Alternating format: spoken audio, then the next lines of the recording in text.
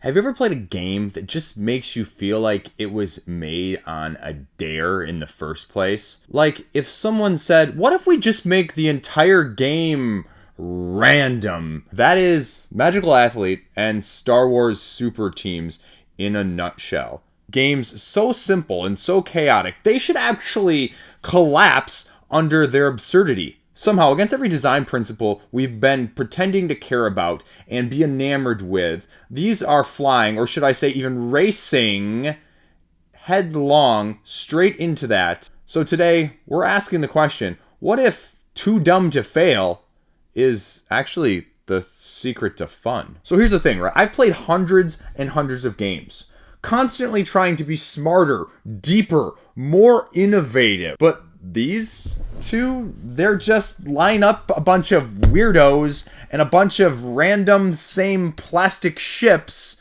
and go. And it shouldn't work. It really, really, absolutely, by all the standards that we have set out of what is considered great, it shouldn't work. It really shouldn't. But somewhere in that fog of nonsense and laughter, it does. So let's start with Magical Athlete, a game that kind of says, what if Mario Kart had drivers that were drunk little weird philosophers and the track was made by someone who was blind that lost a bet? Sometimes a game doesn't need asymmetric powers, 20 decks of cards that you're never going to remember that exists later, or fancy legacy open world stylings. Sometimes it just needs to make you laugh. We live in the golden age of complexity, where now even a roll and move game comes with a lore book and a subscription model purchase. But we're circling back to when the chaos guides reigned and simplicity was not a four-letter curse word, but the model of standard to begin with. Games that almost seemingly were designed by chaos incarnate, but also simultaneously sometimes more enjoyable than the ones that seemingly are taking themselves too serious in the first place. Magical Athlete, with the absurdity of the menagerie of characters in front of me, again, almost seems like someone took a joke, made it into a game, and then found out that it was actually kind of brilliant in a social experiment model sort of way. The complexity of this game is just drafting a team of absurd characters, choosing one to play every round, and sending them off in a nonsensical foot race solely dictated by the whims of chance in the form of rolling a dice. Each has an ability that triggers in the most unfair imaginable way possible on a round-by-round basis to take that to your opponents. Someone might hex someone else. Someone might copy the movements or the abilities of a previous winner. Someone might just eat another racer to take them out of competition in the first place. And the baby, it's too fat to allow anyone else on the same space, so you're blocking up the road, old school style. It's stupid. It's random. It's glorious. What happens as you see these special powers unfold is not what happens.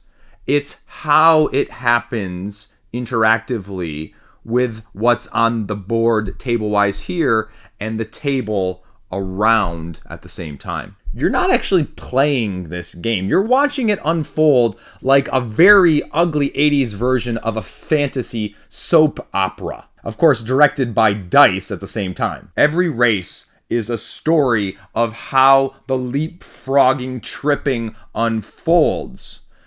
Every turn is a punchline. And that's kind of where you start to realize with this game that the fun isn't in the strategic Euro control, grasping it like Darth Vader's force choke around an Imperial idiot officer's neck. It's in the absurdity that you just surrender to the whims and the fancies of the gods of chaos in the first place. Modern games are telling us that we need 40-minute teaches and deep, complex, asymmetric options in order to enjoy ourselves. Magical Athlete grabs the emergency brake and says, no, you don't.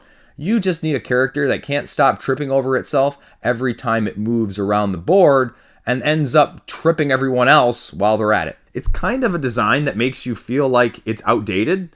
It's a little bit dumb, but at the same time, it's utterly timeless as well. It is a pure distillation of the fact that we need to remember sometimes in this hobby that board games are not always there to impress, but they're there to entertain. And somehow this remake of a 2003 version with a new skin, which I will again make the argument is no less ugly than the original, has made us realize that as well in this case. And it feels fresher at the same time than half of the retailer crowdfunding games than I've played in the past year as well. Which brings me to Star Wars Super Teams, which again, shouldn't work.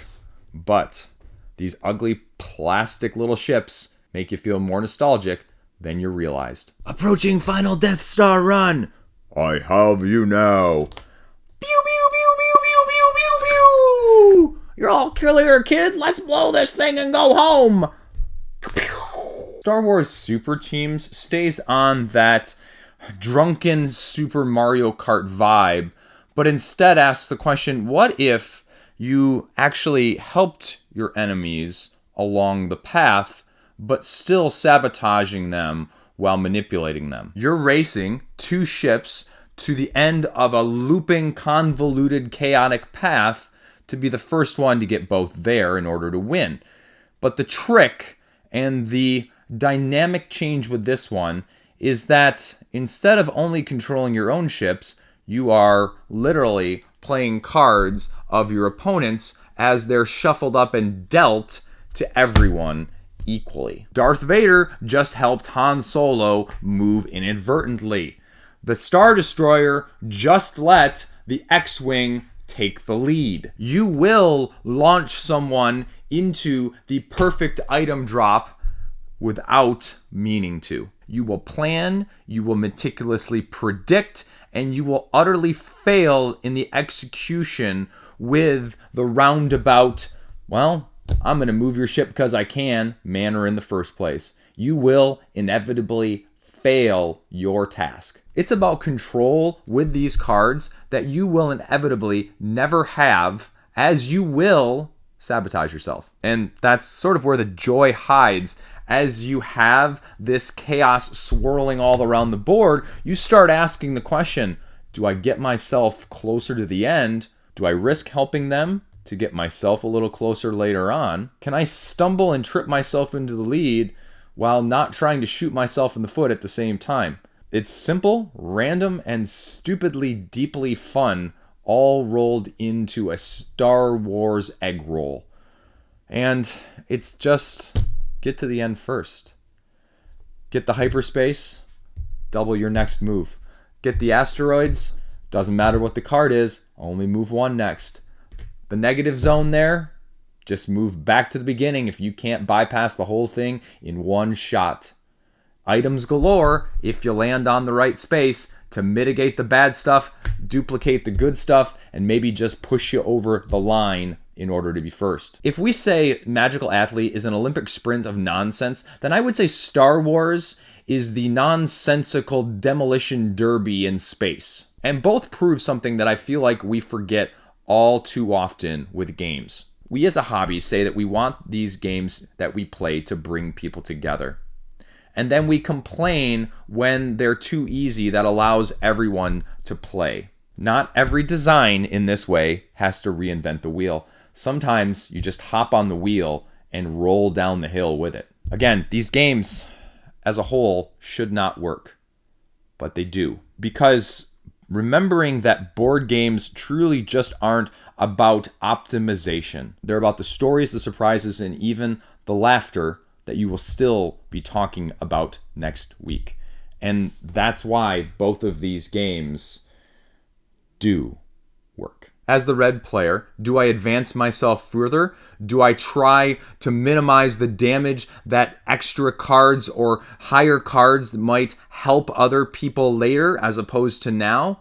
The dynamic of choosing when is not just an illusion. It is more meaningful than surface value may make you believe at first glance with a game like this. It takes the chaos and allows you to try and lasso it to get some vague sense of control that we like to pretend to have sometimes. So that's where we're at.